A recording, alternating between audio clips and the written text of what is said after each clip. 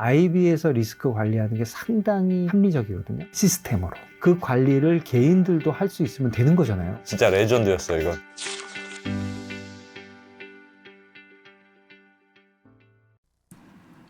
네. 자, 방금 광고 나온 대로 더머니 선물 옵션의 정석 김준성 대표님이랑 찍은 진짜 레전드 영상. 네. 이게 좀 할인해서 파는 게 이번 주까지 네. 맞네? 다음 주 초까지인가? 하여튼 며칠 안 남았습니다. 여러분 이거 끝나면은 여러분도 엄청 후회하실 거예요. 자, 분명히 경고 드렸습니다. 이 프로도 여러 번 어. 안 사면 삐진다라고 했던 그만할 거야. 진짜. 전설의 강의. 네. 진짜 근데 요즘 같이 주식시장이 막 이러잖아요. 네. 리스크 관리는 어떻게 해야 되는가에 대해서 네. 꼭 선물 옵션 아니더라도 네. 아 진짜 주옥과 같은 네. 진짜 영상이다. 자, 자신 있게 얘기할 수 있다. 네. 자, 관심을 가져주시고 자 이번에는 오랜만에 또 생물계의 아이콘 네. 안주현 박사님 모시고 네. 오늘은 북극곰 얘기를 한답니다. 네. 북극곰 뚱뚱해졌다. 이런 아주 귀여운 주제를 오늘 네. 가져오셨다고 해서 네. 뚱뚱해진 북극곰 이야기 네. 배워보겠습니다. 어서 오십시오. 네, 어서 오세요. 안녕하세요. 네, 네. 안녕하세요. 네. 아, 북극곰. 네. 안 그래도 귀여운데. 애들이 원래 북극곰이 그런 거 아니었어요? 최근에 막 북극곰의 눈물 그래서 오, 무슨 뭐야 그 기후 변화 때문에 네, 얼음이 녹아서 애들이 먹을 게 없다. 맞아요. 그래서 애들이 막 마르고 막 불쌍해졌다. 원래 그거였는데. 막 홀쭉해지고 그다음에 그 아슬아슬한 빙하나 아니면 그래, 해빙 위에 그래. 간신히 네. 이렇게 올라가 있는 모습들 그렇습니다. 많이 보셨죠. 그런 거 아니었어요? 네, 그래서 되게 오랫동안 그렇게 알려져 있었는데요. 최근에 이제 그러니까 북극곰이 어떻게 살고 있는지 또 주기적으로 조사를 하고 있는데 애들이 잘 살고 있대요? 되게 연구 결과를 봤는데 어. 애들이 뚱뚱해졌다는 거예요. 네. 뚱뚱해지고 개체 수도 좀 늘어나고. 어허. 근데 이제 뚱뚱해진 게 사실은 사람의 입장에서는 네. 건강해지는 건 아니잖아요. 네. 우리는 이제 뭔가 관리를 해야 하는 애들이 배부르다 이거지. 배가 불렀다. 삶을 살지만 곰들은 어. 건강을 이제 판단하는 중요한 기준 중에 하나가 이제 좀 뚱뚱한 거를 애들 이야기한다고 건강해졌다? 합니다. 네. 왜냐하면 이제 추운 지방에서 이제 삶을 살아가는 동물들이기 그거 아닙니까? 때문에 뭐 비전문가니까 전 잘 모르겠지만 추운 지방이니까 지방을 좀 맞아요. 축적해야 네. 애가 살만하다. 사람도 겨울에 원래 살죠. 네. 추우면. 맞아요. 그래서 이제 고지방 식이를 해서 최대한 몸을 이제 뚱뚱하게 만들어야 추운 날씨에도 잘 적응하고 살 수 있기 때문에 사실은 이제 지방을 많이 비축을 하는 삶을 살아왔거든요. 근데 이제 최근에 연구 경향과는 다르게 좀 네. 뚱뚱해졌다라는 연구가 나와서 이게 좀 극단적으로 인용이 왜요? 된 기사들을 보면 물론 이제 대부분의 기사들은 좀 과학적인 사실들을 실으려고 노력을 하셨는데 이제 뭐 외국 기사들 좀 어떤 거는 이제 이거 봐라 지구 온난화 거짓말 하시냐. 그러니 뭐예요? 그 지구 온난화 때문에 불쌍해 막 이런 분위기였는데. 네. 이거 사실 이제 허구 아니냐. 왜냐하면 우리가 그동안 그렇게 막 사람들이 이렇게 노력해야 하고 뭐 지구의 위기가 다가왔고 우리가 생존을 위해서는 막 노력해야 한다 이런 얘기를 많이 해왔는데 네. 뭐야 북극곰 오히려 허무하게도. 좋아졌잖아 라고 해서 무슨 얘기 이상하겠네. 그러니까 근데 그 논리는 맞잖아요. 예를 들면 얼음이 줄어들었어요. 그 북극곰이 이렇게 살금살금 가서 멀리 잡아 먹어야 되는데 맞아요. 얼음이 없으니까 지들이 있을 데가 없다. 네. 그래서 북극곰이 살기가 어렵다. 그렇죠. 굉장히 직관적인 논리. 굉장히 직관적인 논리인데. 네. 그래서 미국에서는 한 이제 어떤 정치적인 발언 중에 뭐가 있기도 했냐면 네. 이러니까 우리 화석 연료 사용 규제를 풀어야 한다 이런 이제 극단적인 주장까지 나올 정도로 거 봐라 이제- 북극곰도 잘 살잖냐 그런 거죠. 네. 어.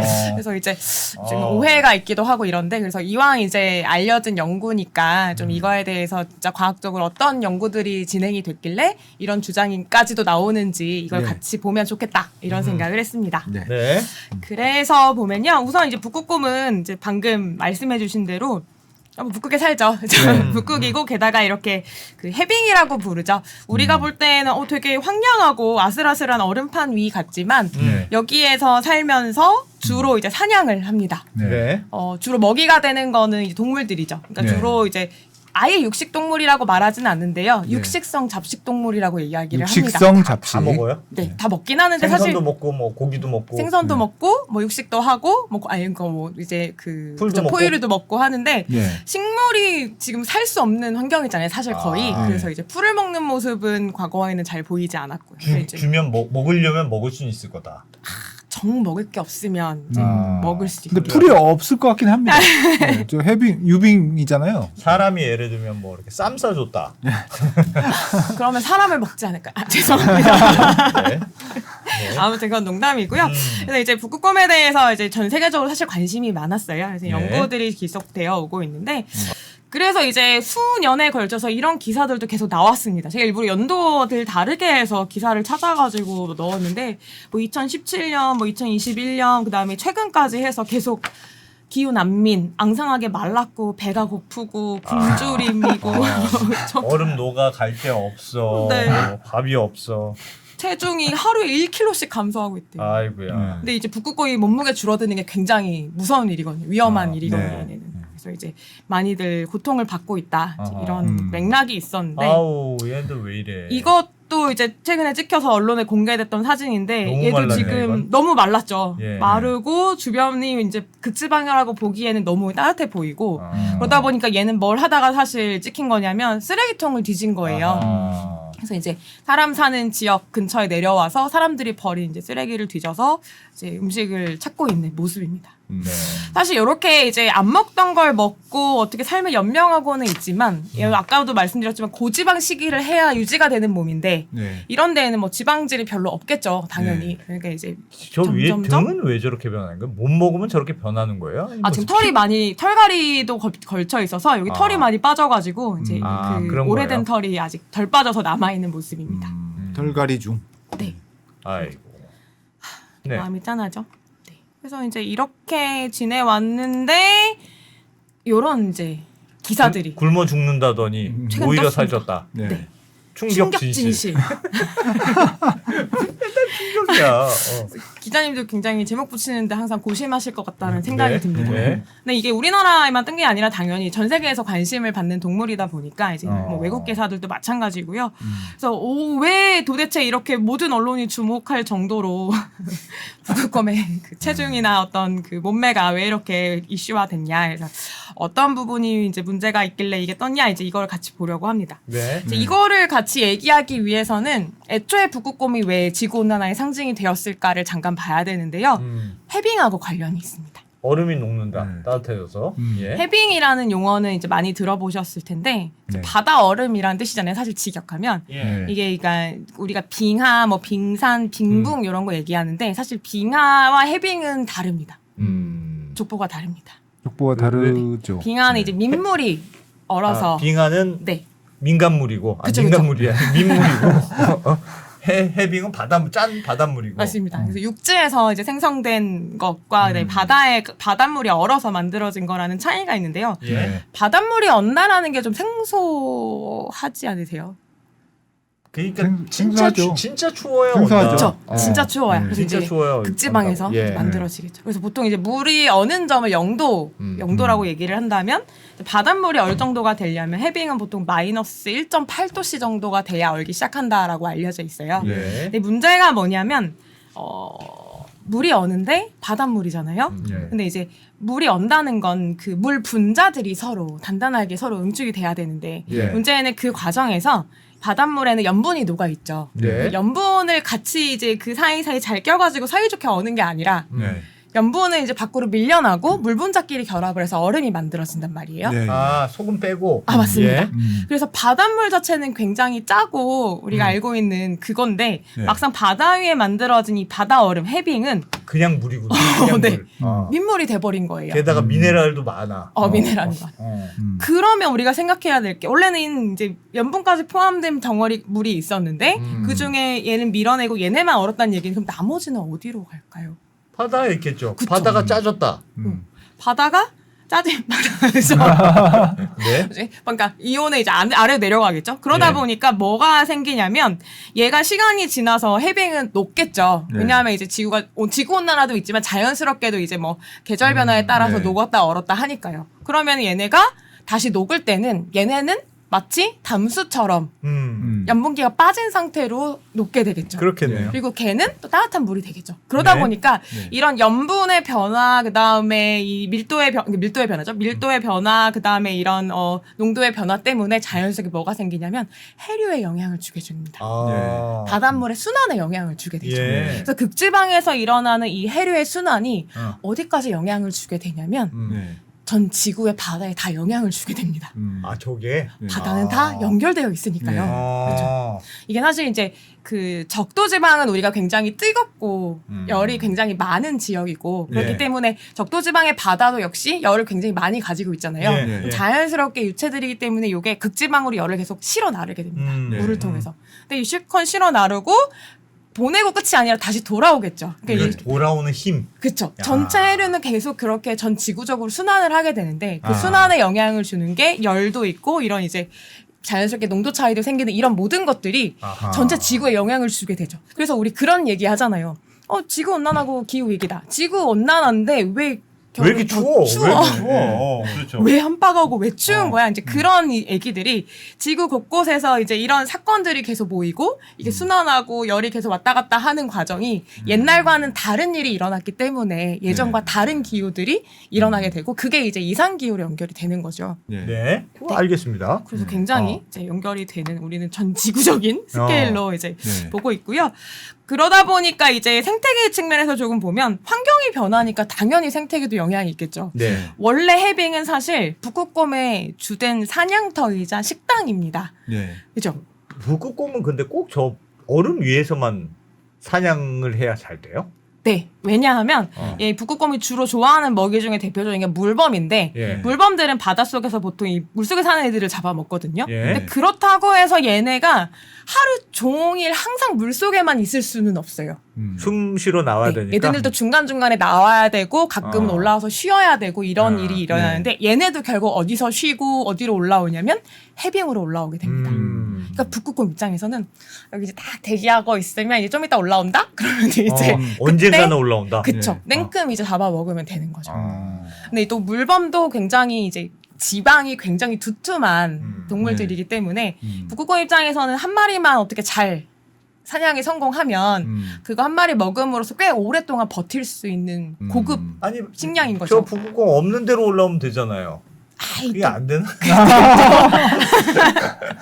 또 이제 생태계가 네. 좀 신비로운 게 물범의 수가 더 많으니까요. 북극곰보다. 워낙 많으니까. 네네. 물범들은 이제 한 놈은 쏙쏙 걸린다. 그쵸. 그 중에 한 놈만 걸리면 이제 북극곰은 근데 진짜 행복한 그럴 것 같긴 합니다. 뭐 지식은 없지만 물범이 이렇게 물고기나 이런 거를 많이 먹을 수 있을 테니까 네.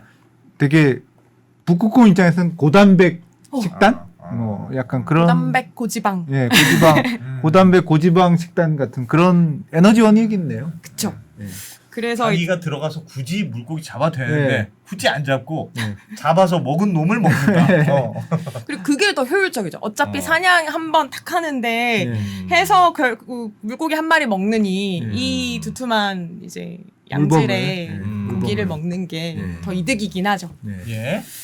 어쨌든 그렇습니다. 그래서 네. 이제 남극이나 북극을 같은 이제 극지방을 보면 우리가 살아가는 이런 육지들처럼 뭐 땅이 있고 거기서 뭐 식물이 자라고 우리는 그걸 뭐 섭취하고 이런 시스템이 아니라 보통 해양 생태계에 의존해서 살아가고 있잖아요. 그래서 이제 해빙 아래에 보면은 거기에 의존해서 이제 조류들이 자라고요. 그 밑에 이걸 먹는 이제 물고기나 플랑크톤들이 있고 또 그걸 먹는 동물들이 있고 그러니까 해빙이라는 이 자체가 우리가 보기엔 그냥 아이 뭐 얼음 둥둥 떠 있네지만 사실은 그걸로 인해서 이 어떤 다양성이 유지가 되고 있는 중요한 공간인 거죠. 제가 있으니까 물범이 사냥도 하고 네. 네. 와서 잡아먹히기도 하고. 그쵸.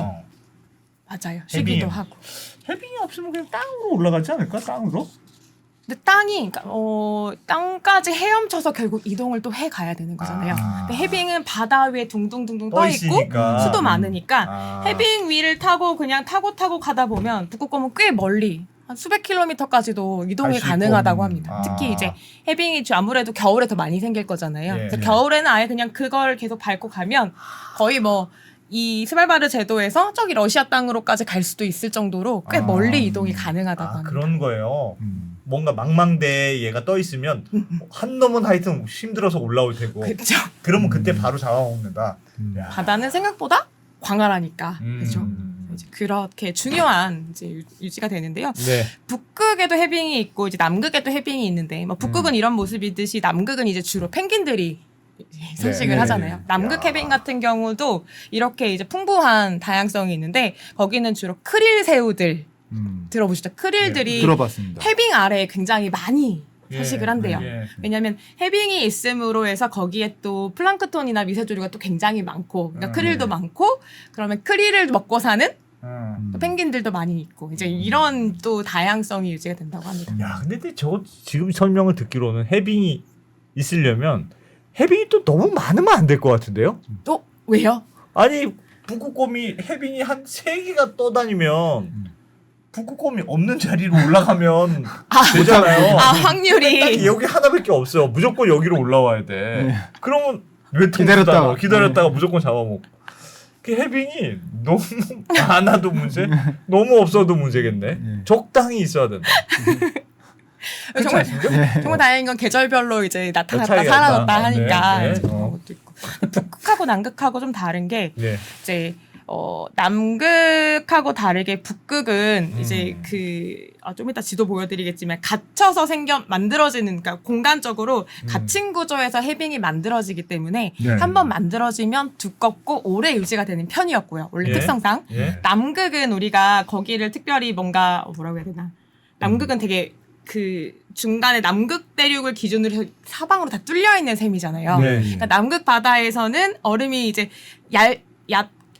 얇고 많이 생기고 자주 생기는 대신에 자주 사라진다고 합니다. 아, 그러니까 얇게 생겨서 자주 생기고 사라지고 자주 생기고 사라지를 반복하는 게 남극 해빙의 특징이라면 예. 북극 해빙은 한번 생기고 되게 두껍게 닫아져서 그 안에 잘 모여 있는 특성이 원래 있었대요. 예. 그러니까 이제 북극곰이나 물범들이 그걸 타고 멀리까지 이동하는 게 가능했던 좀 거죠. 크고 지리적으로. 네. 좀 크고. 그러니까 우리가 지구 온난화를 측정할 때 북극의 해빙을 가지고 많이 연구가 되는 이유도 남극 해빙이야 사실. 어차피 네. 생겼다 없어졌다 네. 하는 거니까. 그게 원래 빈번하게 일어나는 구조였는데 북극은 이렇게까지 확 줄어드는 공간이 아니었는데 그게 몇 년 동안 오랫동안 관찰을 해보니까 급격하게 계속 감소가 되고 있는 게 이제 관찰이 되기 시작한 거죠. 예. 거기에서 이제 위기를 느꼈고 그 영향을 거기에 사는 이제 북극곰이 이제 직격으로 맡고 있는 거죠. 아, 그래서 북극곰이구나. 남극곰이 아니고. 북극곰이 살기가 좋네. 예. 네. 그래서 아무튼 이제 이런 맥락이 이제 깔려 있는데요. 네. 아까 이제 말씀드렸던 북극곰이 뚱뚱해졌다라고 발표했던 연구가 바로 이겁니다. 네. 올해 1월 29일 날 네. 발표가 됐어요. 굉장히 따끈따끈한 연구. 네, 최근 네. 연구고요. 네. 제목은 이제 해빙이 급격히 감소하는 시기 동안 스발바르 북극곰의 신체, 즉 건강 상태를 이제 조사해서 발표한 논문입니다. 도대체 뭐라고 했길래 이제 그러니까. 이런 일이 있었냐를 예. 보면 일단 스발바르 제도는 맨날 이제 지구 본으로 보니까 사실 이렇게까지 가깝다고 생각을 못했는데 이런 위치에 있습니다. 그러니까 노르웨이의 위쪽에 있는 이제 스발바르 제도라니까 여러 개의 섬이 모여 있는 듯한 구조로 되어 있고요. 예. 네. 여기에 또 뭐가 있냐면 사실 시드볼트라고 해서 네. 종자 보관소가 있습니다. 아, 인류의 노아의 방주라고 불리우는 이제 가장 안전하고 가장 추운 데다가. 네. 저온에 이제 인류가 이제까지 모아왔던 식량 종자들을 저장해 놓은 식량고도 여기에 있을 정도로 그 정도로 춥고 아. 안전한 땅으로 이제 불려왔죠. 네. 예. 다큐멘터리 같은데 많이 봤습니다. 맞습니다. 스발바르. 네. 네. 하여튼 추운 걸로 제일 추운 걸로 유명한 애들. 네. 네. 춥고 안정적인 그런 구조고 최근에 이제 미국에서 그린란드에 관심을 가지듯이 네. 그 옆이네. 네, 러시아에서는 스발바르 제도에 관심을 많이 가지고 아. 있는 것으로 또 알려져 있기도 합니다. 네. 아무튼 그런데요. 그래서 연구자들은 저 스발바르 제도에서 연구를 했습니다. 네. 그래서 여기 그냥 노르웨이에서 가깝다는 이유로. 아니요. 여기가 최근에 보고된 이제 북극곰 서식지는 물론 여러 군데 있긴 하지만 아까 말씀드렸던 캐나다도 있기도 하고 여기가 최근 이제 연구에 따르면 해빙이 급격하게 감소한 것으로 감소하는 지역이다. 저기가 알려져 그래서 있는 연구하기가 지역이다. 좀 주목되는 지역이다. 네. 그래서 저기에 아마 해빙과 북극곰의 연관성을 파악하기에 좋지 않을까 싶어서 이제 이 지역에서 연구를 시작했다고 하고요. 네. 여기 보면은 이제 점들이 찍혀 있는데 점들이 이제 북극곰들을 포획해서 조사한 장소들입니다. 검은 점인가요? 검은 점은 수컷이고요. 예. 붉은 점은 이제 암컷입니다. 아. 그래서 이제 수컷이 많네. 근데 또한 좀 독특하게 보이는 건 여기 이제 영역이 또 있죠. 네. 여기 이제 노란색으로 표시된 영역이 있고 그다음에 보라색으로 표시된 영역이 있는데 네. 노란 영역은 보시면 주로 이 육지라고 부르긴 좀 그렇죠. 땅이 있는 이 부분에 주로 이제 걸쳐 있고 보라색 부분은 바다 위에 걸쳐 있잖아요. 네. 바다 위에 둥둥 떠 있는 거예요, 애들이 네. 해빙 위에. 네. 아. 그래서 이제 북극곰을 가만히 보다 보니까 이제 생태형이 두 가지가 있더래요. 그래서 하나는 지역형이라고 해서 네. 이 로컬 이 노란색 표시 안에서 이제 주로 땅에서 음. 살아가는 애들. 음. 근데 여기 보면은 이제 땅이거나 아니면 연안에서 해빙이라 할지라도 이제 가까운 연안에서만 이제 활동을 하는 애들이고 얘네는 이제 원양형이라고 이제 번역을 네. 할 수도 바다곰, 있는데 바다곰. 네. 음. 바다곰이죠 정말. 음. 이제 해빙 타고 멀리까지도 이동할 수 있는 이제 그런 아. 애들입니다. 그래서 보면은 이제 원래 얘네가 여기에 주로 뭐 있다가 또 계절이 겨울이 돼서 좀 멀리 해빙이 이동할 수 있게 되면은 여기 정말 러시아 땅까지도 갔다 오는 네. 굉장한 이동 거리를 가지고 있는 음. 이제 특징 가진 이제 녀석들입니다. 물론 오. 같은 종이긴 한데 생활 방식이 다른 거죠. 그래요. 네. 아, 음. 저런 약간 모험형이 있고 네. 안정형이 있고. 네. 야. 장단점이 있겠죠. 어. 그렇죠. 일단 멀리 가는 건 경쟁자가 줄어들긴 할 거예요. 네. 그렇죠? 왜냐면 이제 한정된 지역에서 옹기종기 모여 살면서 앞바다에 뜬 이제 물범들 착착 먹으면 경쟁이 좀 치열해지잖아요. 예. 네. 에이 이럴 바에는 나는 그냥 멀리 나가서 혼자 편하게 간다. 어. 편하게 사냥할래 이러고 이제 가는 애들이 주로 여기에 있을 텐데 대신에 네. 그만큼 에너지가 많이 들죠. 이동도 오래 해야 되고 그다음에 확률적으로도 만약에 갔는데 없어. 실패할 몸이 확률도 없어. 그쵸 음. 높죠. 바다니까. 죽을 수도 있다. 네. 그리고 죽을 확률도 맞아요. 네. 있고요. 그래서 이제 약간 그런 차이가 있기는 합니다. 야구에서 도루 같은 거네. 도루. 하면은 완전 성공인데 그냥 죽으면은 너 도대체 왜 뛰었니? 배팅. 한다는 도루. 예. 그래서 이 연구자들은 꽤 오랫동안 연구를 했는데 원래 이제 이 지역에서는 이제 1987년부터 꾸준히 북극곰을 모니터링 해오고는 있었대요. 예. 이제 관찰 정도는 해오고 있었는데 이분들은 이제 95년도부터 해서 최근까지 실제 북극곰들의 신체 데이터를 이제 측정을 한 걸 이제 기록을 야, 남겼어요. 진짜 오래 했네요. 적어도 그 연구가 과장된 게 아니라면. 네, 맞습니다. 네. 근데 이제 그 유념해야 할 거는 이 연구진이 95년도부터 꾸준히 이제 북극곰을 잡아서 관찰한 건 아니고 예. 과거의 데이터는 이미 조사되어 있던 거를 이제 가지고 쓴 거고 네. 이 연구자들은 이제 2000년대부터 직접 측정을 한 걸 사용을 했고요. 근데 그러다 보니까 네. 어떤 차이가 생기냐면 과거의 데이터는 본인들이 직접 포획해서 얘 뭐 몸무게를 재고 이럴 수가 없었잖아요. 네. 근데 과거에 남겨져 있는 거는 이제 몸의 길이, 네. 그죠? 머리부터 꼬리까지 몸의 길이랑 그다음에 이제 사람으로 치면 약간 겨드랑이가 될 텐데 곰들은 여기 둘레가 또 되게 건강의 지표가 되나 봐요. 죽은 애들을 살아있는. 살아있는 애들도. 애들. 네. 마취해서. 아 마취해서. 물론 이제 윤리적인 방법으로 어. 표준화된 방법으로 이제 이렇게 포획을 해서 마취를 하고 그다음에 이제 뭐 성별이랑 연령을 체크하고 그다음에 이제 신체 사이즈를 재서 그거를 재고 나면 여기 둘레랑 그다음에 몸 길이를 가지고 평균적인 수컷이나 이제 암컷인지에 따라서 체중을 이제 추정할 수가 있다고 그럴 수 합니다. 있겠죠. 네. 네. 그래서 과거의 데이터는 그런 식으로 추정을 했고요. 예. 최근에는 이제 뭐 마취해서 이제 직접 잴 수도 있으니까 이제 실측을 했고요. 이제 예. 그런 차이는 있다고 합니다. 실제로 몸무게 재봤다. 네. 예. 연령 잰 방법이 조금 독특하긴 합니다. 나이를 이제 알 수가 없잖아요. 네. 뭐 어떻게 알아요? 그렇죠. 그래서 이제 조사 기간 동안에 태어난 개체들은 나이를 알 수는 있겠죠. 예. 이분들이 직접 뭐 포획해서 뭐 표지해놓고 그러면은 이제 언제 태어났는지 알 수 있으니까. 근데 성체들은 알 수가 없어서 잡아가지고 이제 미안하지만 이제 어금니 하나를 뽑아가지고 네. 그러니까 치아를 분석하면 연령을 추정을 할 수가 있대요. 아. 그래서 이제 강제로 그냥 뽑아요? 벤치로 이렇게 해서. 예. 와. 이제 어금니 하나를 근데 뭐 뽑아서- 마취해서 하겠죠 뭐.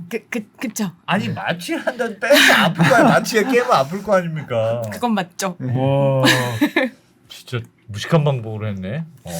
그래서 알겠습니다. 이제- 나이가 중요하겠죠. 나이 따라서 네. 몸무게가 다 표준 몸무게가 다를 수 있으니까. 맞습니다. 네. 그래서 이제 그런 식으로 나름 이제 많은 개체들을 연구를 했고 한 770마리 정도를 분석했다라고 알려져 있습니다. 꽤 되네요. 770마리를 이제 중복으로 많이 한 애들을 한 8번 정도 조사를 했다라고 하니까 전체 이제 측정 횟수는 1000번이 넘는 이제 그 정도 했고요. 나름 이제 굉장히 성실하게 조사를 다양한 했다. 자료를 네. 조사를 했다. 네. 그랬더니 이제 결과가 나왔는데 네. 말씀드렸던 것처럼 아까 기사들이 많이 나왔던 것처럼 뚱뚱해졌다. 일단 개체 수가 옛날 데이터랑 비교했을 때 늘어났다. 그러니까 원래 두 집단 모두. 네. 전체적인 개체 수, 이 지역에 살던 북극곰의 총 개체 수가 어. 과거에 이제 80년대부터 모니터링 했었다고 했잖아요. 예. 80년대, 90년대, 2000년대 이렇게 비교를 했을 때 최근에 늘어났더라. 한 가지. 네. 멸종위기가 줄어든다면 이상하네? 두 번째는 네. 이제 건강 상태가 좋아졌다. 아니 그럼 앞에 그 사진들 뭐예요? 마른 애들 뭐 불쌍하게 걔네는- 누워 있는 애들. 걔는 이제 다른 지역 애들. 거긴 캐나다 애들. 거긴 캐나다 애들이 문제고. 여기 지역은 괜찮다. 네. 와. 그래서 이제 고민이 되기 시작하는 거죠. 예. 근데 여기서 이제 결과를 잘 분석해야 하는 게 결국 중요하게 될 텐데요. 네. 연구자들이 분석을 굉장히 잘했습니다. 과학적으로 면밀하게. 이게 사실 여기까지만 해가지고 그냥 내보내면 이게 과학적 연구라고 하기는 어렵죠. 우리가 네. 재봤는데 애들이 좋아졌던데? 뚱뚱해. 라고 말하면 그래? 그럼 지구온난화 진짜 아니잖아? 뭐 그래 우리 그럼 막 살자 이렇게 될 수 네. 있는데 네. 되게 중요한 연구잖아요. 그렇기 때문에 연구자들도 약간 좀 책임감을 느끼고 좀 성실하게 분석을 한 것 같은데 네. 일단은 자기네들이 정의한 이 논문의 연구에서 정의한 건강이라는 건 뭐냐라고 한다면 이 건강이라는 게 우리가 일반적인 상식으로 생각할 때 뭐 사람의 건강을 얘기할 때 전체적인 모든 지표가 다 좋아진 걸 건강해졌다라고 하잖아요. 예. 우리가 말하는 이 연구에서 말하는 북극곰의 건강이라는 건 네. 모든 지표를 다 따진 게 아니다. 우린 단순히 아까 그 몸길이랑 겨드랑이 둘레 그죠? 요걸 가지고 건강 상태를 추정했고 그걸 건강이라고 표현한 것뿐이지 이 자체가 이게 정말 그 건강을 이제 그러니까 건강이 나쁠 수도 있는데 하여튼 살쪘어. 네. 일단은 이제 살쪘다 꼭 좋은 건 아니잖니. 그거에 일단 유의해야 된다. 이로 시작을 했고요. 그 다음에 그런 것까지 유의해야 돼. 그 다음에 또 뭐가 있냐면 이제 몇 가지 편향이 발생할 수 있는 가능성에 대해서 이야기했습니다. 예를 들면. 예를 들면 지금 이제 조사된 그 지역의 결과값이 나오는데 네. 왼쪽이 이제 수컷이고 오른쪽이 이제 암컷이죠. 예. 네. 어느 지역에서 좀 더 많이 이제 발견이 됐냐 이거를 좀 잘 시각적으로 편하게 볼 수 있게 이제 색깔로 표시를 한 거예요. 네. 그래서 이제 많이 그러니까 평균치 이제 이 전년도 이 전에 어떤 특정 평균 기간 동안 기준으로 봤을 때 그거보다 늘어난 것 같은 많이 관찰된 것 같은 그다음에 붉은색. 건강 상태가 좋아진 것 같은 기간은 지역은 붉은색으로 표시를 했습니다. 여기 있는 수컷 저기는 그다음에 남쪽이 주로 좋았네요. 네 남쪽 남동쪽 그쵸 남쪽과 남쪽만 동쪽. 좋았고 북쪽으로 갈수록 안 좋았다. 북서쪽 특히 안 좋았다. 네 어. 푸른색은 이제 마이너스 값 상태가 좀 안 좋아진 그 지역입니다. 네. 암컷을 보면 또 성별 차이가 또 느껴지죠. 좀 저거는 군데군데 뭐, 붉은 하얀 붉은 적이 있지만 이렇게까지 막 좋아지진 않았어요. 그 다음에 여성? 여기 이제 왜? 푸른색도 그렇다고 막 진하진 않아요. 암컷은 별 특징이 없는 것 같고 수컷은 뭔가 남쪽에 있는 애들이 뭔가 좋았어. 그게 무슨 의미일까요? 암컷하고 모르겠습니다. 수컷의 이제 관계를 생각해 보면 보통 이제 기본 체격 자체가 사실은 뭐 수컷이 훨씬 더 크고 예. 강한 건 맞죠. 그 사냥을 또 이렇게 동등하게 한다라고 하면 이제 수컷의 성공률이 높을 거고 게다가 이제 북극곰은 생활 방식이 어떻냐면 새끼를 암컷이 이제 보통 데리고 키워요. 다니면서 이제 양육을 하고 사냥을 하고 한단 말이에요. 그러니까 예. 주로 이제 이 암컷 개체들은 혼자가 아니었을 가능성이 높죠. 그래서 혼자였던 개체도 있고 한 새끼 한 마리를 데리고 있거나 아니면 두 마리를 데리고 있거나 이 정도로 나눠서 분석을 하긴 했었습니다. 또 네. 이제 그렇게 또 이제 변수들이 있기 때문에 이런 차이가 나타났을 가능성. 즉 우리는 전체 결과를 퉁쳐서 얘기할 때 좋아졌어라고 이야기를 하지만 사실은 하나하나 따져보면은 전체적으로 봤을 때 물론 좋아졌을 수 있지만 예. 부분으로 봤을 때는 그 양상이 다를 수 있다. 예. 그렇죠? 그래서 공간적인 것에 대해 얘기를 했고요. 그 다음으로 이야기한 게 이제 그 아까 말씀드렸지만 실측한 게 아니라 과거값은 추정을 했잖아요. 예. 그럼 과거에 비해서 현재가 좋아졌다라고 어쨌든 얘기를 하면 함부로 할 수가 없는 게 예. 같은 조건에서 같은 방식으로 측정한 건강은 아니라는 거죠. 데이터가 네. 완벽하게 정확하진 않아. 결국 과거에는 간접 데이터를 가지고 추정해서 얻은 값을 우린 갖고 있는 거고 과거 값은 게다가 나이도 진짜 모르겠네. 맞습니다. 네. 그리고 현재 값은 이제 현재 실측한 거를 가지고 놓고 두 개를 이제 같은 선상에서 비교하는 건 무리가 있을 수 있다. 이제 이런 얘기가 있고요. 그럼 무리가 있는 네. 연구네요. 그리고 또 한 가지 또 중요한 포인트는 요즘에는 아무래도 연구 기술이나 장비들이 좋아졌기 때문에 네. 북극곰 개체수를 파악하거나 포획하거나 이런 데 있어서 과거보다는 확실히 좀 더 정밀하고 성공률도 높겠죠. 근데 과거에는 그 북극곰을 사실은 이제 이 지역에 몇 마리나 사나를 조사를 하는 데 있어서 지금만큼 꼼꼼하게 하지는 못했을 것이다. 즉 예. 누락된 수치가 많았을 것이다. 그래서 이제 네. 개체수도 그렇게까지 확 많아졌다라고 함부로 말하기 어렵다. 그건 듣자마자 그럴 수 있다는 생각이 드는 게 예를 네. 들어서 지금은 뭐 굉장히 값싸게 드론을 띄워서 뭐 개체수를 해도 되고, 위성으로 볼 수도 있고 찍으면 뭐 바로바로 위성으로 볼 수도 있고. 나오고 맞아요. 하니까. 해빙의 위치도 위성으로 알아낼 수 있고 네, 해빙이 네. 있으면 거기 이제 북극곰이 확률이 있으니까 이제 그런 것도 같이 조사할 수 뭐 있고. 적외선 카메라 이런 것도 쓸 수 아니 있고. 그러니까 네. 저렇게 부정확한 데이터로 네, 알고 보니 북극곰이 뚱뚱해졌다. 네. 왜 그런 발표를 했을까요? 하지만 여기에서 정말 또 과학적 연구에 대해서 우리가 또 잘 생각을 해봐야 되는 게 결국은 이제 과학이라는 거에 대한 의미라고 생각하기도 하거든요. 저는. 네. 그러니까 결국 과학적 연구라는 게 어떤 의도를 가지고 과거에 이런 일이 있었고 현재 이런 일이 있었는데 연구자의 주관으로 봤을 때는 나는 내가 기후온난화에 대해서 부정적인 생각을 가지고 있는 것도 아니고 그렇다고 뭐 이런 것도 아닌 나는 정말 이걸 연구하는 사람으로서 내가 연구를 과학적인 방법에 의해서 이제 차근차근 잘 진행을 했고 그럼 그거에 의해서 실제 이 결과를 얻었음을 솔직하게 결과로서 작성을 해야 하는 건 그게 과학적인 게 맞는 거예요. 뭐 그 어떻게 보면 기자하고 비슷하네. 예를 들면 그런 거예요. 그러니까 이 노르웨이 연구팀은 네. 원래 북극곰의 눈물이래. 야 북극곰이 얼마나 힘든지 우리가 연구를 해보자 하고 연구를 시작했는데 살찐 걸로 나왔네? 그렇죠. 그런다는 뜻이에요? 지금 예상과는 다른 결과가 나온 거죠.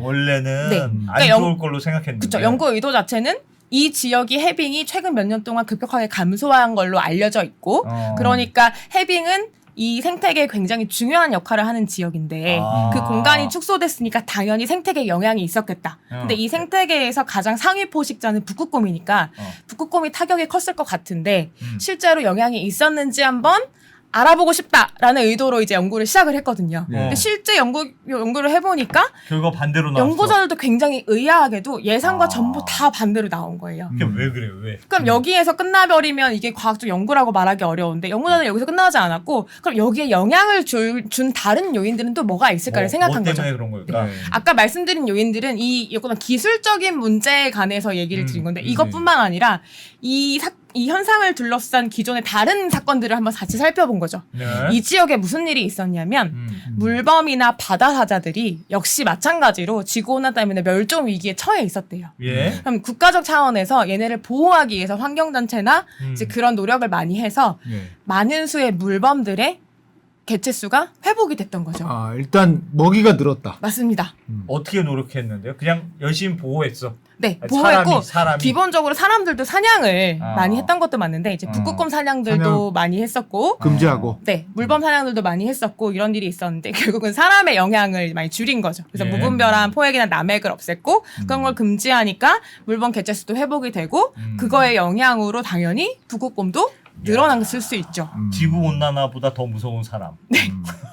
근데 사람이 손 안 대니까 늘더라. 근데 이제 주의해야 될 게 이 모든 게 사실은 섣불리 인과관계로 함부로 얘기할 수는 없는 거예요. 예. 아까도 이제 부정적인 쪽이든 긍정적인 쪽이든 즉 연구자의 주관으로 생각했을 때 내 의도는 이거였고 목적은 이거였으니까 거기에 끼워 맞추려면 맞출 수도 있겠지만 예. 그러려고 하는 것도 아니고 반대로 나왔다고 해서 그럼 그게 무조건 틀렸다라고 하고 싶은 것도 아니고 결국 영향을 줄 수 있는 즉 상관이 있는 다른 요인들을 계속 이제 추적을 한 거죠. 그래서 사실 이 연구는 이제 이런 과정이나 이런 단편적인 결과보다는 그 논의 부분이 굉장히 멋진 연구라고 저는 생각을 합니다. 그래서 굉장히 다각도로 분석을 했고요. 그래서 이제 단순히 자기네들은 이제 해빙에 관해서 해빙과 북극곰의 관계에 대해서 좀 알아보고자 시작을 했지만 예. 실제로는 이제 그런 게 영향을 줬겠다. 그리고 또 한 가지 연구에 또 중요한 한계점이 있었던 게 연구자들이 이제 1년 내내 얘네를 따라다니면서 측정하진 않았을 거 아니에요. 그렇죠. 1년에 이제 특정 기간에만 했는데 네. 3, 4, 5월 이 기간에 주로 측정을 했다고 합니다. 네. 근데 이제 북극곰들은 겨울잠을 자진 않거든요. 네. 겨울잠을 자진 않지만 이제 물범의 어떤 그 생활 사이클에 따라서 먹이의 어떤 먹이를 잘 잡을 수 있는 기관과 네. 잘 못 구하는 기관들이 또 있을 거 아니에요. 네. 그걸 같이 따라가게 되는데 사실은 이제 북극곰들이 그 기간에 주로 집중적으로 사냥해서 몸을 불리는 기간에 주로 이 연구자들은 측정을 한 것도 있는 거예요. 뚱뚱할 때. 봄에 1년 중에 제일 뚱뚱할 때 너무 연구한 거 아니냐. 그때 열심히 먹어서 몸을 뚱뚱하게 만든 다음에 이제 번식을 그래, 하고 그건 좀 억울하겠다. 겨울에만 한 거잖아요. 겨울 제일 뚱뚱한데. 봄에 네. 봄에. 네. 그래서 그런 이제 여러 가지 제약이 있었고 그 다음에 스스로 이제 계속 그런 요소들을 찾은 거예요. 연구자들 입장에서는. 또 한 가지는 우리가 나름 770마리를 연구했다고는 하지만 이 제도에서는 전체 북극곰보다는 굉장히 이제 적은 수치잖아요. 예. 그러면은 사람인지라 연구를 하는 데 있어서 뭐 5만 대를 다 다니면서 균등하게 또 채집을 하지는 못했고 네. 특정 특정 지역에 몰려서 우리가 이제 잡아서 이제 연구를 할 수밖에 없었다. 그럼 그것도 역시 영향이 있을 수 있죠. 이 연구 논문에서는 그러니까 실제로 우리가 측정을 해봤더니 예상외로 애들이 뚱뚱했어. 왜 그런지 잘 모르겠어. 거기서 끝났어요. 그러니까 이 연구팀에서 뭐 때문에 네. 알고 보니까 살이 찌더라. 네. 그것까지 밝히지 네. 못했습니다. 정확한 인과를 내릴 수는 없었다. 하지만 어떤 것들이 영향을 줄 수 있었는지에 대해서 그렇게 정리를 했고 또 한 가지는 우리는 지금 이게 어떤 생태계의 어떤 진화에 아니면 거대한 시간축에서 진짜 단편만을 본 거잖아요. 네. 그러면 이게 정말로 좋아지고 있는 상황에서 어느 순간을 본 걸 수도 있고 마치 제 주식처럼요. 그렇죠? 이게 지금 하면 매우 좋아. 근데 어떻게 될지 모르겠어. 내일 어떻게 될지 모르잖아요, 사실. 근데 이게 지나고 나서야 이게 상승 곡선 중에 어딘가에 내가 있었구나. 혹은 이게 이제 하락하는 중에 어딘가에 있었구나는 지나고서야 아는 거잖아요. 네. 그러니까 연구자들은 이게 만약에 좋아지는 부분의 한 중간이고 그 지표라면 이건 정말 다행이긴 한데 그러지 않을 가능성이 크기 때문에 혹시 이런 건 아닙니까? 이건 저도 모르죠. 완전 가설로 해빙이 줄어들었다면서요. 이게 얼음이 줄었어요. 네. 얼음이 줄었는데 저 아까 전에 설명 듣기로는 해빙에 물개나 뭐 이런 애들이 올라와야 잡아먹을 거 아닙니까?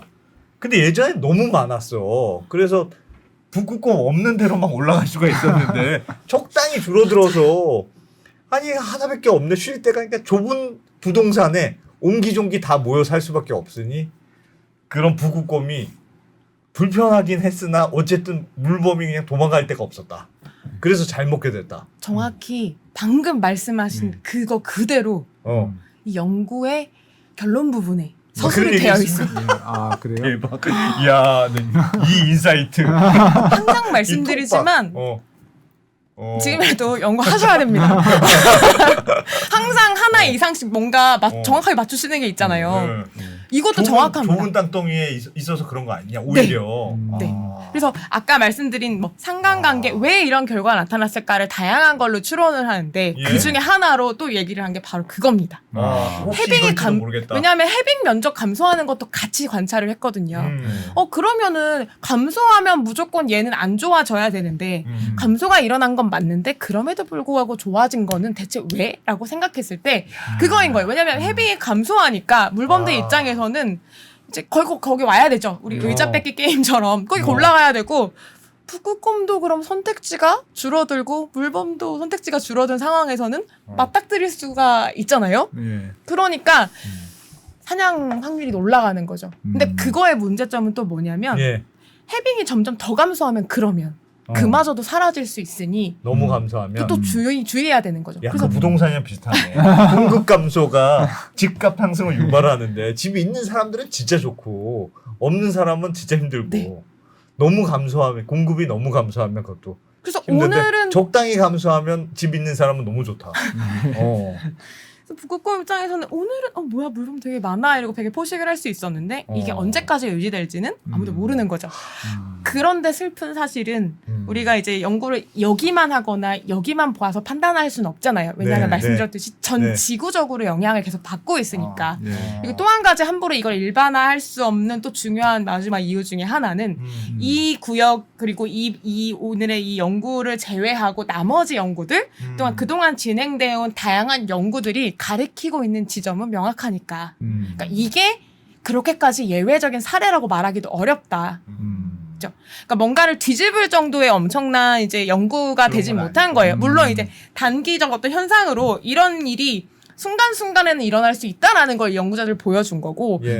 왜 이런 일이 결과가 나왔을까라고 했을 때 다양한 가능성에 대해서 제안을 해준 거에 대해서 연구는 가치가 있는 거고요. 이게 대략 뭐 한 1년쯤 조사한 건가요? 아니요. 아까 이제 말씀드렸듯이 데이터 자체는 95년부터 이제 근데 2000년대 그거는 이제 인용해 이게 아, 옛날 왜냐하면 제가 그냥 드는 생각은 비전문가로서 이번에는 그래 뭐 다양한 가능성도 있고 인과관계도 단정을 못 하겠어라고 했는데 5년 10년 이 연구진이 뭐 계속 연구 지원을 받아서 축적되면은 좀 약간 신뢰도 있는 데이터를 그렇죠. 얻을 이거 수 더 있으니까. 장기간으로 계속 쭉 가다 보면 네. 이제 지나고 나면 이게 상승장이었는지 아니 근데 만약에 예를 들면 그 해빙의 공급 부족이 소수의 북극곰들한테는 매우 오히려 행복한 그쵸. 결과가 됐다는 게 가설이라면 네. 그러면 저쪽 말고 네. 캐나다에 있는 북극 애들도 비슷한 일이 일어났어야 되는 건데 그렇죠. 왜 캐나다 애들 사진은 죄다 그냥 애들이 말랐고 여기는 애들이 풍족하게 사느냐 네. 그것도 설명은 잘 안 되네요. 다양한 현상들이 이제 나오고 있는데 어쨌든 이게 이 어떤 예외적인 사례 하나만 가지고 모든 걸 뒤집을 수는 없으니까 말씀하신 것처럼 기존에는 그런 연구들이나 관찰된 많았는데. 현상들이 있으니까 어.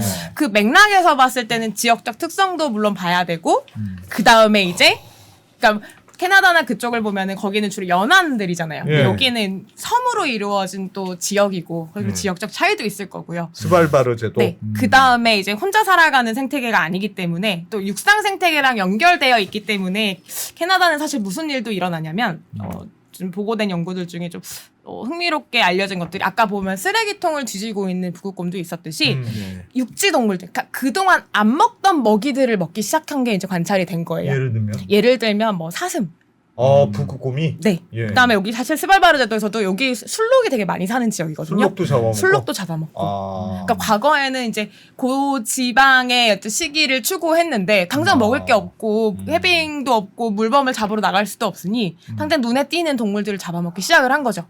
야 물범보다 술록이 맛이 없을 것 같은데. 근데 문제는 물범은 막 뭐냐면 지방도 많으니까 삼겹살처럼 뭔가 야들야들한 물고기를 많이 섭취한 그럴 것 같은데. 영양 덩어리 술록은 애들이 고단백 고지방. 근육질일 것 같아서 맛이 없을 것 같은데. 열심히 또 산타 할아버지랑 일하는 애들이라 그렇죠. 맞아요. 그래서 영양 상태가 부실해진다고 합니다. 오래 버티지 못하고요. 그래서 이제 점점점 굶주리고 이런 이제 케이스로 넘어가는 거죠. 심지어 딸기 먹는 모습도 관찰이 됐다고 막 알려져 있어요. 뭐 산딸기 같은 거겠죠. 그쪽 그런 것도 지방의 먹고 베리들. 아니, 네. 먹을 수는 있으니까 네. 먹을 게 없으니. 네. 이제 하다가 이제 풀도 뜯어먹고 이제 이런 날도 올 수 있을 텐데 문제는 이제 몸 자체가 그런 걸 먹어서 유지될 수 있는 몸을 현재는 가지고 있지 않잖아요. 그렇게 되면은 이제 확실히 이제 굶주림에 지쳐서 수가 급격하게 감소되는 일이 일어나겠죠. 근데 또 최근에 또 재밌는 현상이 관찰이 된 게 예. 결국 이 몸이 얼마나 그렇게까지 체격이 커지게 진화하고 아니면 우리는 이런 모습을 진화하고 이런 것들을 우리가 보통 유전자로 설명을 하잖아요. 네. DNA로. 근데 이제 북극곰의 유전자도 꾸준히 연구를 해오고 있는 또 연구팀들이 있는데 네. 최근 연구에 봤을 때 이런 환경에 적응하면서 유전체 구조가 변한 게 어떤 발표가 식으로? 됐다고 어떤 합니다. 식으로요? 기후의 변화에 대해서 더 잘 적응할 수 있게. 그러니까 예를 들어 이제 예전에는 예전에 삶의 방식이 있었다면 지금은 이제 덜 추운데 적응하고 살아야 되는 거잖아요. 풀라고 하는 데서 잘 사는 북극곰. 북극곰이 재밌는 게 뭐냐면 이제 보기에는 되게 추운 곳에 막 이렇게 힘들게 살아가는 것 같지만 털이 굉장히 보온성이 뛰어난 걸로 알려져 있어요. 예. 북극곰이 털이 이제 이중 털로 되어 있는데 안에는 이제 짧고 부드러운 솜털로 되어 있고 겉에는 이제 길고 빳빳한 털로 되어 있습니다. 근데 털 색깔이 우리 보통 흰색으로 알고 있잖아요. 네, 네. 근데 털이 사실 투명하다고 합니다. 긴 털들이. 왜요? 투명하게 전체가 있는데 투명하기 때문에 빛을 계속 산란시킬 수가 있는 거예요. 그래서 그렇게 두껍게 보통 털이 쌓여 있으면 문제는 뭐냐면 털로 덮여 있는 그 피부 그다음에 몸속까지 이 태양열을 잘 전달할 수 없을 것 같잖아요. 예. 근데 투명하기 때문에 빛이 그 관을 통해서 또 관이 들어와요, 또 비어 있거든요. 들어와요. 털 속이 이제 사람들 같은 경우는 머리카락 구조 보면 단백질로 다 채워져 있잖아요. 예. 근데 투명한 데다가 약간 빨대처럼 속이 비어 있는 구조라서 빛이 계속 그걸 타고 피부까지 전달이 잘 될 수 있고 심지어 그 하얀 털 안쪽에 피부는 검은색이래요.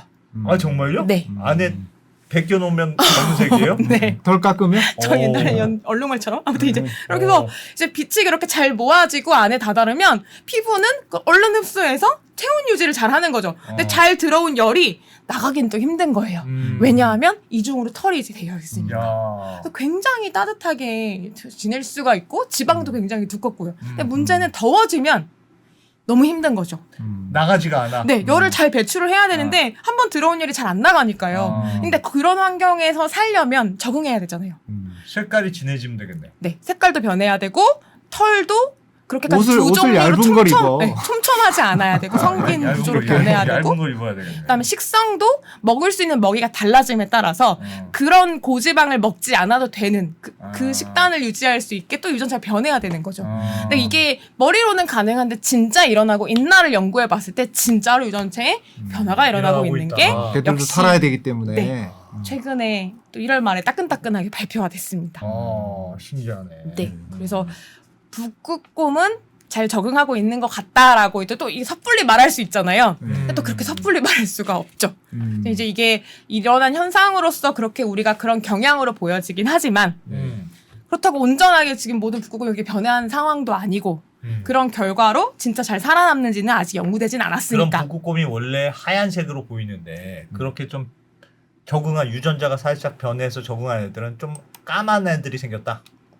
까매질 순 있겠지만 그게 아직 그렇게까지 털 색깔로 막 나온 게 아니라 유전체 연구기 때문에 그 어떤 그 DNA 서열 구조가 변했다라고 보는 게 맞거든요. 아직은 뭐 완전히 가시적으로 그런 건 네. 아닌 거고. 우리가 보통 이제 후성 유전학이라고 해서 부모에게 물려받은 유전자 세트를 항상 그대로 고정적으로 평생 가지고 있진 않고 예. 계속 살아가면서 조금씩 변하거든요. 용불용설. 네.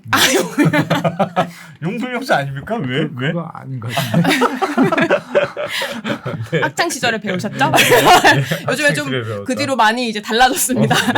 예. 아무튼 이제 유전체 세트가 있죠. 예를 들어 이제 레고 블록으로 우리 몸에 유전체가 되어 있다면 예. 예를 들어 뭐 1000개의 블록으로 되어 있었어요. 그럼 그게 이제 순서, 크기나 색깔별로 잘 배열이 되어 있잖아요. 그 세트를 엄마 아빠한테 받아서 한 세트를 잘 갖고 있었어요. 근데 그게 살면서 순서도 바뀌고 배열도 바뀌고 좀 따로 나가기도 하고 새로 들어오기도 하고 이런 변동이 소소하게 계속 일어나요. 근데 보통은 소소하게 일어나서 그냥 모르는 사이에 크게 내가 뭘 느끼지 못하고 평생 살아가는 경우가 많거든요. 근데 이제 그게 느껴질 정도면 이제 암이나 이런 질환이 되겠죠. 그런데 북극곰들의 어떤 그런 유전체들을 봤을 때 순서가 막 바뀌는 현상들이 관찰이 됐다는 거예요. 그리고 그 부위들을 봤을 때 어떤 부위가 그러면 바뀌었냐 이거에 대해서 추가적으로 연구들을 계속하고 있다고 합니다. 그거는 어쨌든 환경이 바뀐 건 맞는 것 같다. 맞습니다. 그게 이제 이 논문입니다. 2025년 12월 12일 날 발표가 됐고 그래서 이제 유전자 전이인자라고 해서 유전체가 고정이 되어 있는 레고 블럭이 아니라 아까 이동해 다닐 수 있다고 말씀드렸잖아요. 이쪽 블럭이 어느 날 훅 빠져가지고 저쪽 블럭 쪽으로 이동해서 결합을 할 수가 있거든요. 예를 들어 그런 식으로 이동해 다닐 수가 있는데 특히 북극곰의 특정 이제 녀석들에게서 이런 활동이 되게 활발하고 빈번하게 관찰이 됐다. 큰 변화는 진짜 큰 변화인가 보네. 네. 그래서 이게 아마 오랜 세월이 좀 지나고 나면 그게 실질적으로 아까 말씀하신 것처럼 털 색깔이 변하거나 몸의 크기가 줄어들거나 그렇게 식성이 될지도 변하거나 소화 기관이 변하거나 이렇게 될 수도 있는 거죠. 당장 눈에 띄는 변화로는 이런 변화들이 종종 목격이 얘들 된다고 합니다. 좀 까매졌는데요? 그쵸? 제 무릎 봐 완전 까맣잖아요, 제. 근데 땅에 살아서 묻은 거 아니에요? 들어졌다. 들어졌을 수도 있네. 꺼질꺼질. 아니 제 오른쪽에 사진은 가슴이 막 완전 까매가지고 얼음이가 아니라 반달곰의 반대 역버전 같아. 오히려. 얘는 약간 외모는 좀 얼굴 보면은 얘는 좀 북극곰 같이 생기긴 했는데 얘만 해도 북극곰보다는 좀 약간 이게 뚱실뚱실한 게 좀 그런 거 캐나다 불곰 같이 생긴 느낌. 그러네요, 약간. 얘네들은 이제 북극곰은 아니고요. 이름은 아직 뭐 합의되진 않았는데 그롤라 베어 혹은 피즐리 베어라고 알려져 있습니다. 완전 하얀 북극곰은 아니고 네. 폴라베어는 아니고. 네. 그롤라라는 이름 자체가 좀 재밌는데 합성어예요. 그리즐리랑 폴라의 합성어입니다. 그리즐리 베어와 폴라 베어. 즉 그리즐리면 그 커다란 갈색 불곰 있잖아요. 네, 네. 그 그리즐리 베어랑 그다음에 북극곰이 이제 섞인 교배에서 애들 같아. 태어난 혼종입니다. 아 그래요. 혼혈곰이라고 이제 편의상 혼털곰 아무튼 그랬는데 일단 생김새부터가 조금 다르죠. 일단 생김새도 골격도 다르네. 다르고요. 그러니까 얘는 불곰의 골격과 이제 얼굴형을 좀 가지고 있고, 그다음에 이제 털 약간 색깔도 합성 같네요. 합성 같이. 네. 털 색깔도 다르고 또 흥미로운 건 얘네들은 이제 북극곰에 비해서 따뜻한 지역에 좀 적응을 잘 해서 잘 살아간다고 합니다. 먹이도 좀 다르고요. 먹이도 다르고. 네. 아. 그래서 확실히 좀 이제 뭐랄까 이런 일이 왜 일어났나를 보게 되면 과거에는 북극곰이 사는 공간이랑 그리즐리 베어가 사는 공간이 완전히 분리되어 있다시피 했는데 왜냐면 그리즐리는 우리가 알듯이 그런 좀 이제 육지 푸릇푸릇한 그런 곳에 살잖아요. 숲이나 초원 이런 데서. 그러니까 북극곰은 극지에 있으니 마주칠 일이 서로 없는 거죠. 네. 근데 온난화가 심해지니까 추운 데 있던 애들은 먹이를 찾아서 점점 아래로 내려오고 네. 그다음에 평소에 얘네들은 더워지니까 점점 북쪽으로 올라가는 거예요. 아, 더우니까. 네. 그래서 만나기도 한다. 네. 더워서 올라가고 배고파서 내려온 애들이 만나서 이제 교배가 일어나면 이런 식으로 이제 새끼들이 생겨나는데 이러면 또 이제 섣부른 일반화를 할 수가 있죠. 촛불 일반 뭐야? 뭐야 잘 살잖아. 이렇게 살면 되겠네라고. 이렇게 새로운 짝도 만나고. 섣부르게 피부색의 그 갈등도 극복하고. 그렇죠. 뭐 새로운 종도 만들어지고. 그리고 얘네가 이제 보통 이제 다른 종끼리 교배해서 만들어진 이제 새끼는 뭐 생식 능력이 없고 막 이런 네, 식의 네. 문제들이 생기기도 하는데 이 친구들은 생식 능력도 있어서 새끼도 낳을 수 있고 그것도 원래 이제 아무 문제가 없다. 관찰이 됐다고 하거든요.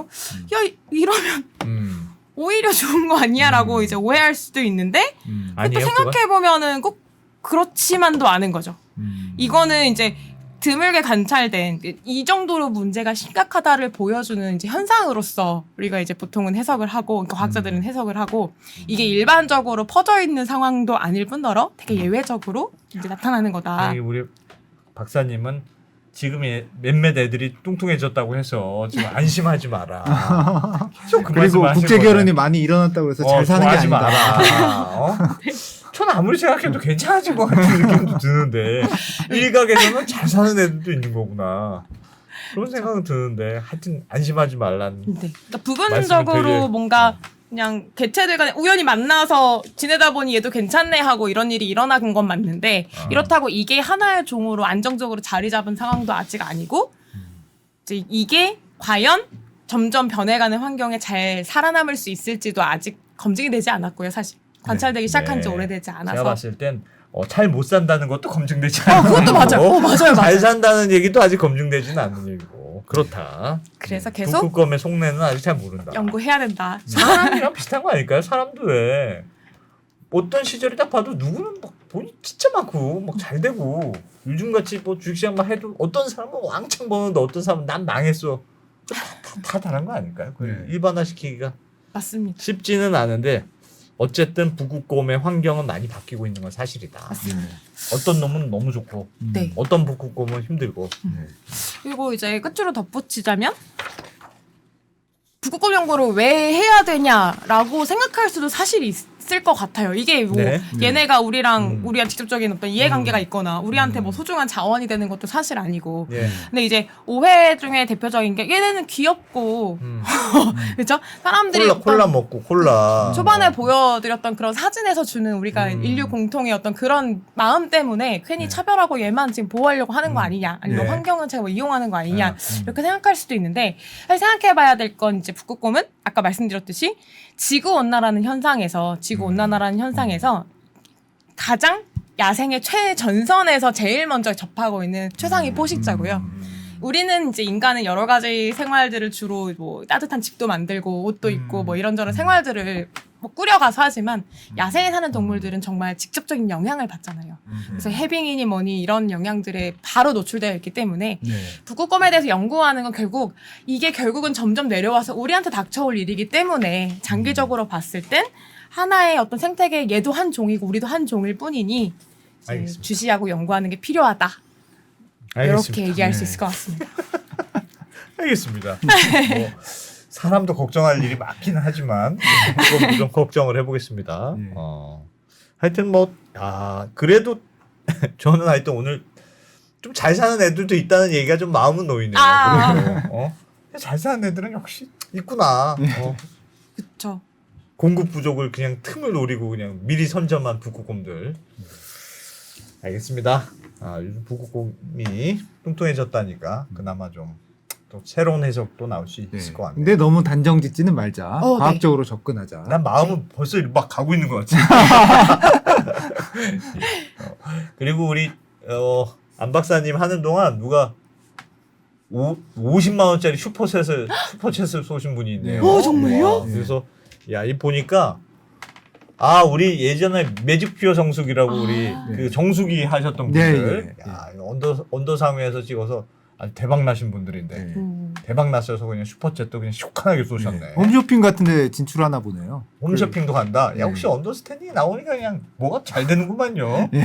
뭐 그래서- 2월 9일 네. 뭐 6시 30분 롯데 홈쇼핑 진출입니다. 이렇게 써놓으셨으니까 네. 축하드리고 축하드립니다. 돈 많이 버셔서 맛있는 거 좀 쏘시고 예. 그리고 북극곰도 잘 되고. 국고금도 좀 신경 써주시고 우리 매직퓨어 정수기 부탁드립니다. 네, 오늘 안 박사님 아주 얘기 재밌게 잘 들었네요. 네. 북극곰 이야기, 야 완전 새롭네. 음. 근데 좀 약간 아쉬운 건 있네요. 왜 그런지가 조금 더 후속 연구가 있으면 조금 더 좋았겠다는 생각. 궁금하면 투자해 주세요. 알겠습니다. 일단 계좌부터 좀 살리고 제가 투자를 꼭 하도록 하겠습니다. 네, 안 박사님 잘 들었습니다. 고맙습니다. 네, 감사합니다. 잘 들었습니다. 고맙습니다.